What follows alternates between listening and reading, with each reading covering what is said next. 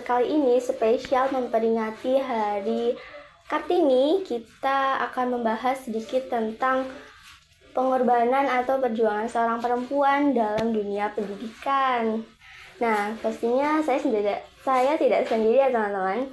Saya bersama dengan narasumber cantik kita, yaitu ada Kak Wika. Halo Kak. Hai. Gimana nih kabarnya Kak hari ini? Alhamdulillah sehat. Kamu gimana, sehat? Alhamdulillah saya juga Kak. Harus sehat untuk menghadapi hari-hari yang berat ini ya Kak.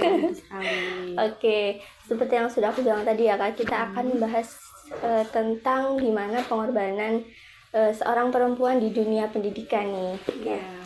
Jadi seperti yang aku udah tahu, Kak Wika itu kan juga dulu kuliah gitu ya Kak.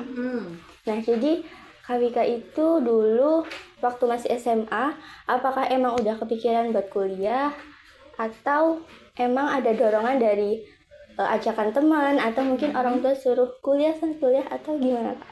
Oke, ini berbagai pengalaman aja ya. Iya, berbagai pengalaman dulu. Memang pada saat masih duduk di bangku MA itu sudah punya keinginan untuk melanjutkan kuliah setelah nanti lulus SMA gitu. Terus kebetulan dari orang tua juga mendukung, dari keluarga juga mendukung. Jadi ya sudah alhamdulillah dipermudah jalannya gitu. Oke, jadi emang keputusan atau keinginan kuliah itu emang udah ada dari diri sendiri ya. Iya. Ingin pokoknya nanti lulus melanjutkan kuliah kayak gitu. Oke. Nah, kalau disimpulin dari tadi, menurut Kakak berarti kuliah itu sebuah pilihan atau sebuah kebutuhan nih? Oke, kalau dilihat dari zaman sekarang, zaman sekarang itu sebenarnya pendidikan itu merupakan kebutuhan, bukan lagi pilihan. Tetapi memang kalau melihat kehidupan atau faktanya, ya banyak juga yang memang ada keinginan untuk melanjutkan kuliah, tetapi karena keadaan yang terbatas atau karena perekonomiannya yang di bawah, itu juga ada kesulitan untuk melanjutkan, padahal pendidikan itu adalah kebutuhan buat kita, terutama nih buat perempuan gitu. Iya, di era sekarang perempuan dan laki-laki di mata negara itu kita punya hak yang sama, baik itu di pendidikannya, kesehatan, ataupun hal-hal apa lagi ya, pokoknya kita punya hak yang sama antara laki-laki dan perempuan. Apalagi untuk menempuh pendidikan itu sekarang sudah bebas, mau kuliah di mana saja itu bisa gitu. Nggak kayak zaman dulu ya Kak. Kalau zaman dulu kan kayak perempuan itu dipandang rendah. Dibatasi. Nah, kalau ngomong-ngomong tentang zaman dulu nih Kakak pernah dengar nggak sih statement yang ngomong kalau perempuan itu ujung-ujungnya di dapur gitu, di dapur, jadi buat apa sekolah tinggi gitu. Jadi pandangan Kakak gimana nih? Benar sekali, itu kayaknya di zamannya era Kartini ya. Kartini itu kan memperjuangkan hak-hak wanita, terutama tadi di bidang pendidikan, karena merupakan emansipasi wanita. Itu perjuangan Kartini itu luar biasa untuk menempuh pendidikan gitu. Memang pandangan orang zaman dulu itu memang wanita itu sebaiknya tidak usah menempuh pendidikan tinggi-tinggi, toh ujungnya nanti di dapur juga, ngurus anak juga, ngurus rumah tangga dan lain-lain gitu. Tapi balik lagi nih, pandangan kan sekarang terus berubah. Pendidikan itu sangat penting ya, sangat penting. Bagaimana kita mau mencetak generasi yang katanya generasi emas nih ke depannya. Nah itu kan dimulai dari ibu yang cerdas dong. Nggak mungkin ibunya mau mencetak generasi emas kalau ibunya saja tidak berpendidikan, tidak punya pengetahuan yang luas. Itu gimana mau mencetak generasi yang bagus. Oh ya, berarti menurut Kakak ini pendidikan emang benar-benar penting banget ya Kak. Terutama buat perempuan. Betul sekali. Oke. Nah, Kakak pernah nggak sih, kan Kakak ini udah kuliah ya, terus kakak itu pernah ingin membuktikan sesuatu, aku ini perempuan udah kuliah, aku itu harus bisa gini loh, ini buktinya gitu, pernah nggak sih ya? Pasti pernah, karena pada saat memutuskan untuk melanjutkan kuliah pasti harus punya tujuan dong, setelah kuliah nanti mau apa, kayak gitu kan.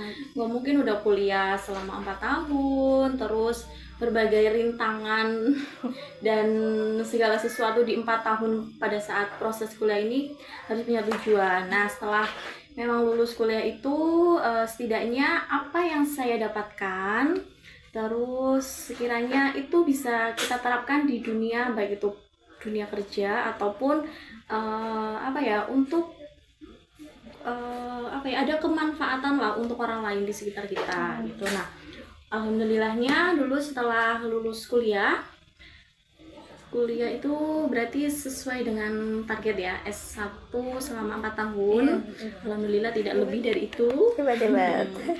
Terus hasilnya pun ya cukup memuaskan gitu. Terus hampir berapa bulan lah, selang berapa bulan setelah lulus itu alhamdulillah mencari pekerjaan kayak gitu sesuai dengan jurusan betul, dengan titel manajemen. Terus cari pekerjaan yang sekiranya ada manfaat atau ada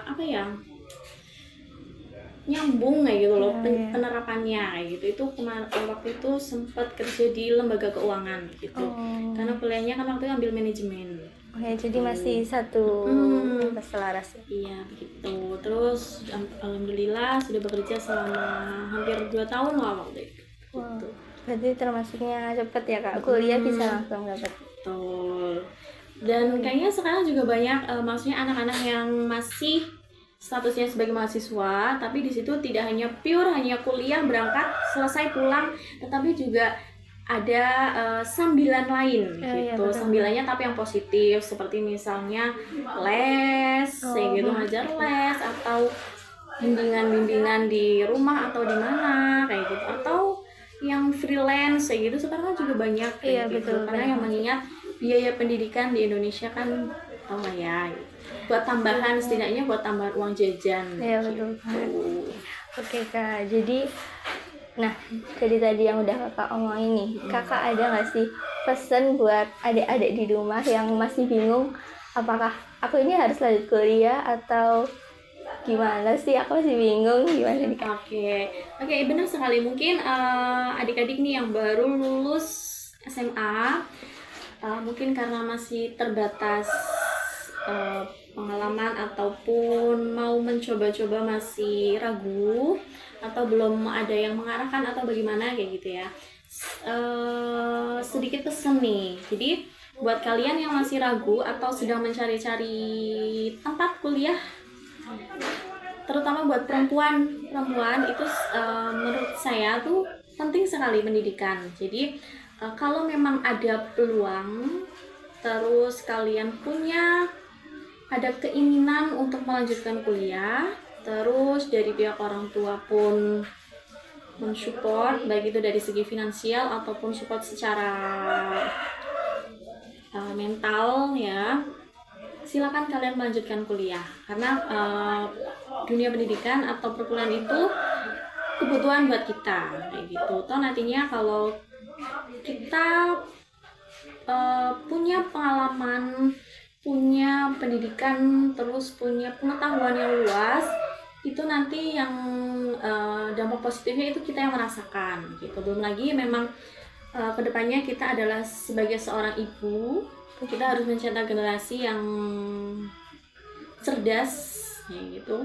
Itu penting banget buat kita gitu. Terus selain itu untuk di perkuliahan sekarang di Indonesia itu banyak kok jalur-jalur yang mempermudah kalian yang mungkin berada di keluarga yang perekonomiannya di bawah gitu. Tenang, sekarang itu banyak beasiswa, terus jalur tes dari nilai rapot itu juga ada. Dari nilai rapot atau mungkin dari jalur prestasi ya gitu. Ada juga yang KIP untuk KIP kuliah. Itu sangat membantu untuk yang mungkin anak-anak yang kurang mampu begitu. Jadi jangan takut. Kalau memang kalian punya keinginan untuk kuliah, semangat cari kampus yang memang sesuai dengan passion. Terus memang kira-kira kedepannya atau prospek kedepannya itu dibutuhkan oleh negara kita kayak gitu. Itu silakan cari, jangan ragu. Barangkali nanti banyak sekarang kalian mau cari info-info di media juga lengkap kan gitu. Mau cari informasi tentang kampus-kampus itu sekarang juga sudah banyak gitu. Ini sangat menginspirasi ya teman-teman. Jadi perempuan itu juga boleh banget kok buat kuliah, boleh banget buat mengajar pendidikannya. Oke, semoga apa yang disampaikan oleh Kak Wika ini bisa bermanfaat dan sampai jumpa lagi di podcast selanjutnya. Bye bye.